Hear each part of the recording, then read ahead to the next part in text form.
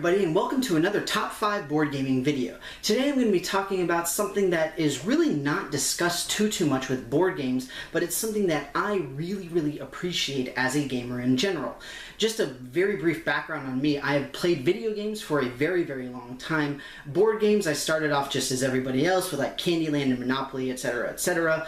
And then I got into tabletop role-playing games, Dungeons and Dragons and Pathfinder and all sorts of other things like that. And one thing that I found is that I really enjoy storytelling. I enjoy seeing what's going on with people. I really love playing RPG video games. I love Skyrim and, the entire Elder Scrolls series, Blue Dragon, just all sorts of games like that. It's something that I really like. And what I wanted to do today is to talk about the same concept, but in board games, and that is a narrative story. It's something that we really don't see too often. Now, don't get me wrong. The vast majority of games have a story. Like, any board game that you play has a story. It has a plot of some sort. It's just a matter of how thick or thin it is. For example, Munchkin. Yes, that has a plot. You're going into the dungeon, killing bad guys, looting treasure, and stabbing your buddy. That's a story. Technically, it really is. But it's not what I'm thinking of. It's not a narrative. It's not a real, you're going here, you're doing this, and here's why. It doesn't really feel immersive. So that's really what I wanted to focus on today. Now, again, this is something that's really not discussed very much in the context of board games, but I hope that you really enjoy it. This is one that very particularly I would love to hear your guys' thoughts on, so please, any and all thoughts in the comments below about if you appreciate these types of games, if you don't like them, why or why not, etc. But without further ado, we'll go ahead and get started right off with my number 5.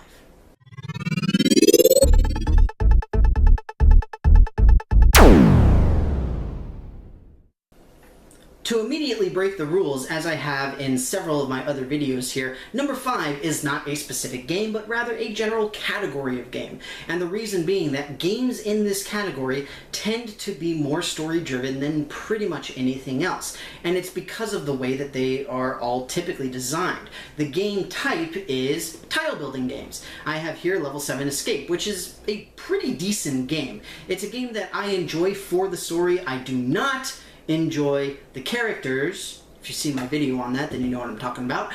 But I do really like the game itself. I like the idea behind the story. I love the narrative. I love the fact that it's a sequential narrative where you're talking about scenarios. I think it's 1 through 10 that they've got. And now they've got Omega Protocol, all sorts of crazy stuff with this. But general category is tile building games. Anytime you have a game where you are exploring through tiles of various sorts, then you've got some kind of narrative. You have to have some kind of reason to be there. So some of my personal favorites: Descent, The Journeys into the Dark, Betrayal at House on the Hill. I've got just behind me over here the Legend of Drizzt D&D board game. All sorts of different games like this, right? Zombicide is another reasonable example. Now, the reason that I'm putting this at number 5 is simply because these games range anywhere from not exceedingly immersive at all and just sort of like go in and do things, all the way up to, oh, good Lord, we have to stay up for another hour so that we can play the next scenario and I can see what happens. And that's really the feeling that I get. So another good example is Munchkin Quest. With Munchkin Quest, yes, you are laying down tiles, you're exploring, you're doing this, that, and the other. But again, go into the dungeon, loot the treasure, stab your buddy. And that's it. It's not a bad thing, but for the purpose of this list, it's not really that immersive. It's not really that engaging. I feel like I'm playing a game rather than playing through a story that is assisted with game pieces and tokens and things like that. So for all of those reasons, the collective idea of map building ones... Mage Knight. That's another one that I forgot. For all those reasons, the collective idea of generally tile-building games, typically at least, will have this sort of thing, and collectively my number 5.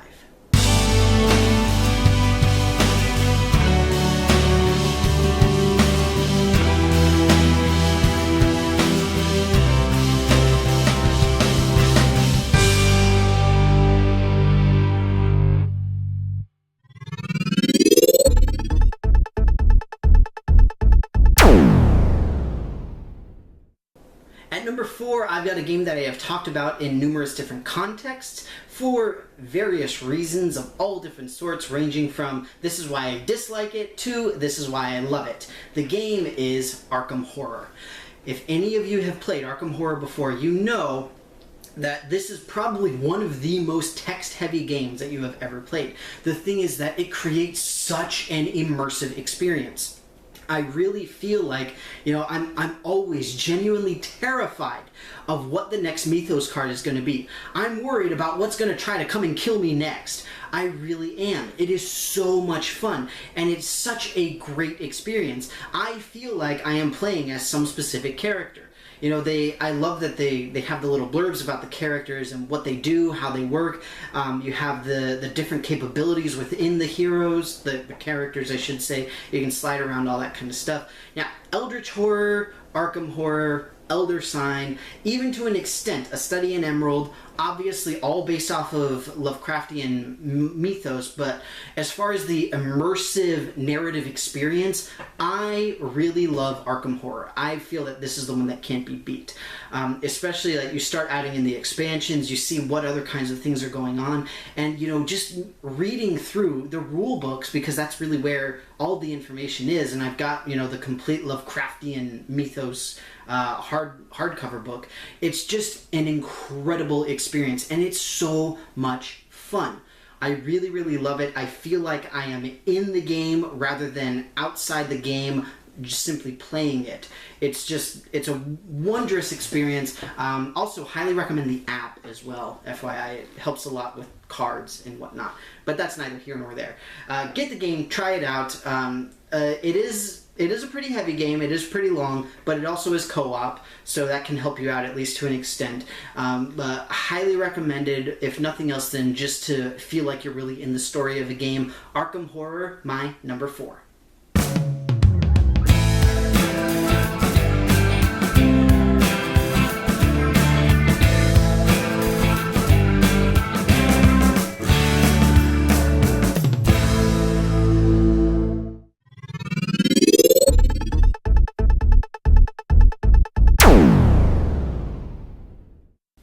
Number 3 is a game that totally breaks the rules. And that's right, I already had number 5 that broke the rules, and now number 3 is going to break the rules too. How is number 3 going to break the rules, you ask? Well, because it is a tile-building game. Specifically, it is Mice and Mystics.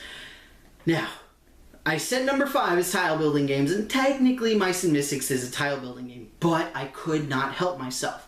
Mice and Mystics is an absolutely incredible game that is so unique and so much fun that I just couldn't help myself, and I had to put it on this list separately. It's just an amazing story. It's got incredible artwork. It has incredible attention to detail of everything ranging from the different pieces and the tiles themselves, the artwork on the tiles, the storyline that's within it, all of that kind of stuff is absolutely amazing. I really, really love it. And it's unfortunate because this is a game I really haven't talked about too much. But the thing is, the back of the box, the first words on it are "Adventure Awaits." And when I start playing this game, that is really what it feels like.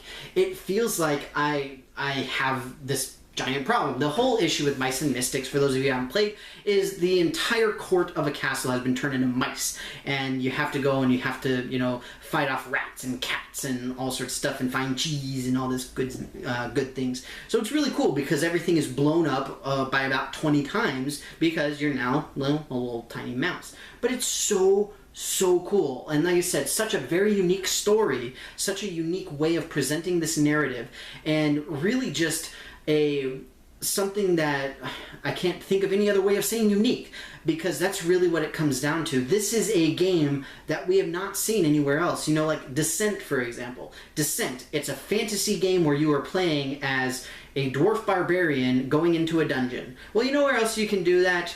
Talisman. You know where else you can do that? D&D. You know, just stuff like that. This kind of thing is something you don't see anywhere else. Now, I will say immediately, Betrayal at House on the Hill was a very, very close alternative for the breakage of the number 5 rule of tile building games. Because Betrayal at House on the Hill, I love the fact that it's really random what's going to end up happening, who's going to be the bad guy, all that kind of stuff. Very, very cool. But Mice and Mystics really puts it a little bit over the top for me. There's at least one expansion. I don't know if there's another one yet. I personally haven't played with the expansion, but I've heard that it's relatively good, at least. I personally really, really enjoy Mice and Mystics. Again, just the narrative storytelling style, the scenario-driven story, all of that kind of stuff. There's tons and tons of different games that do this very, very well, but Mice and Mystics really stands out for me personally, so it is my number 3.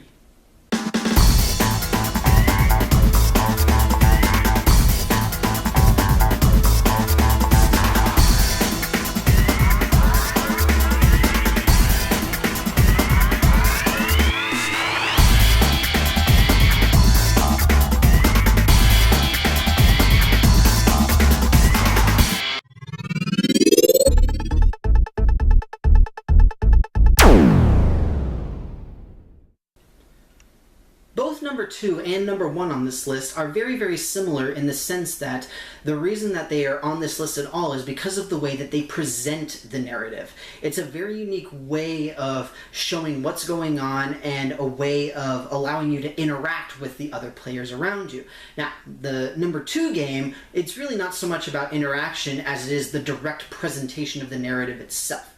The game is Space Alert. Space Alert is, first off, incredibly difficult. I want to get that out of the way right now.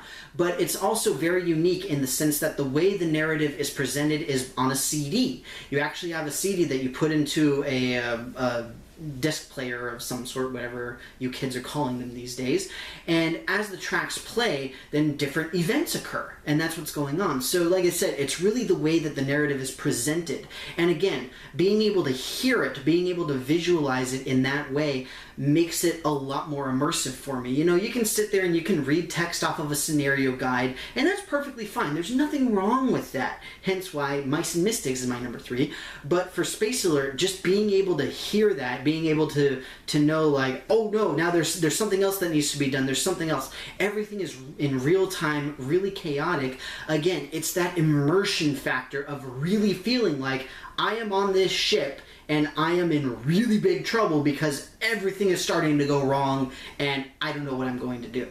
It's an incredible feeling, but again, very, very difficult. If you're able to find it, I don't know if it's out of print. I don't believe it is, but it is a little bit older and not tremendously popular. But it is a lot of fun if you ever get a chance to play it. Space Alert, highly recommended. Very unique delivery system of the narrative, as well as the narrative itself being very immersive, and overall my number 2.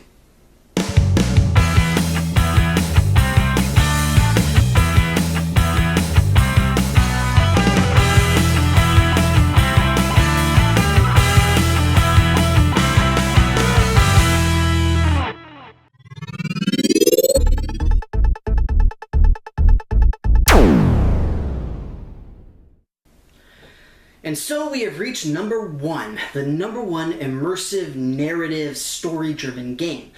This is one that I really debated a lot about. There are a ton of games that do very, very well at this.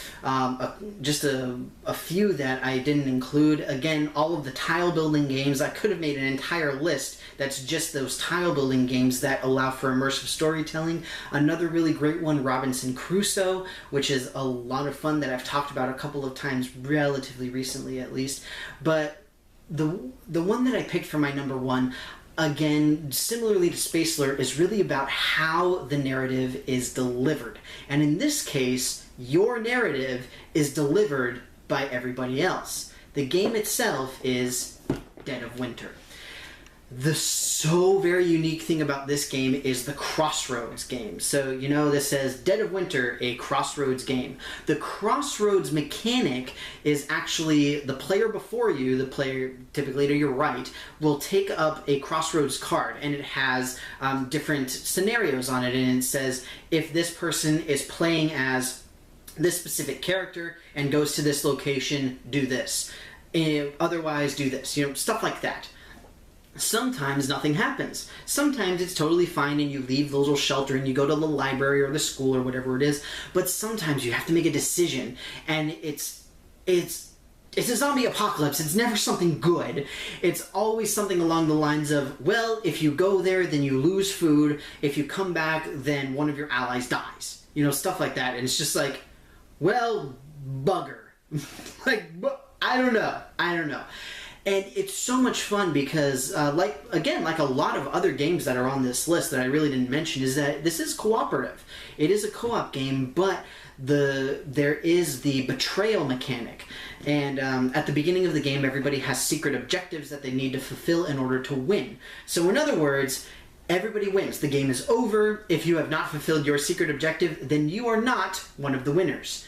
If everybody loses and you have a betrayal person who succeeded at whatever their particular mission was, then they win. You know, stuff like that. It's just, again, the way that narrative is delivered is absolutely incredible. Having those crossroads cards, every single time the card is being drawn, then I'm just sitting there and I'm panicking on the inside. And I know, like, what if something goes wrong? What if something goes bad? What if I do something I'm not supposed to do? I'm just going to sit here and I'm going to be totally fine. And then, it's the crossroads cards that said, if you don't move this turn, then something bad happens. It's just like, what am I supposed to do? You know, stuff like that. It's just so amazing, and it really feels like you're going to be in an enormous amount of trouble. But again, it's all about working together. Everybody is trying to win. It's just a matter of, how am I doing on my secret objective? Did I make it? Oh, I didn't make it yet. Oh no, we can't stop yet. I need to go and do something for some reason, maybe. I don't know. Just stuff like that. It's an incredible experience. And unlike a lot of these other games, it's not a specific story. It's not necessarily that, you've got step one, like for Mice and Mystics as an example. Step one, everybody gets turned into mice. Boomer. Step two, we all gather together and we're like, all right, here's what we need to do. Step 3, we go into this first section of the castle, and then second, third, fourth, etc., etc. It is not that kind of a narrative, but at the same time, the story itself and what's going on within the game really feels like it's affecting you. It's affecting your character. It's affecting you. You are becoming that particular character, and it's absolutely amazing. It is so much fun. I love the way the narrative is delivered. I love the narrative itself, even though it's not necessarily a truly cohesive story, so to speak, where, it's not like, in 1989, Hoojabuga made this weird virus fungus thing that has now started to infect people. Your mission, should you choose to accept it, blah, blah, blah, blah, blah, blah, blah. It's not that kind of storytelling. Instead, it's like, bruh, this is a zombie apocalypse. We're in trouble. We're running out of food. We're running out of fuel. We've got too many mouths to feed. They are at the door. You got to get to the school and get some supplies. Bye! And the game does an incredible job of really making you feel like that is you. You are doing that, and you are going to be in big trouble if you don't do what you're supposed to do and what needs to be done to help everybody else in the group. Absolutely incredible. A wonderful game. I am very much looking forward to the next Crossroads game whenever it comes out. Hopefully it will be not ridiculously long, but who knows. Either way, Dead of Winter, by far my #1 favorite narrative storytelling, some kind of thing like that, board game.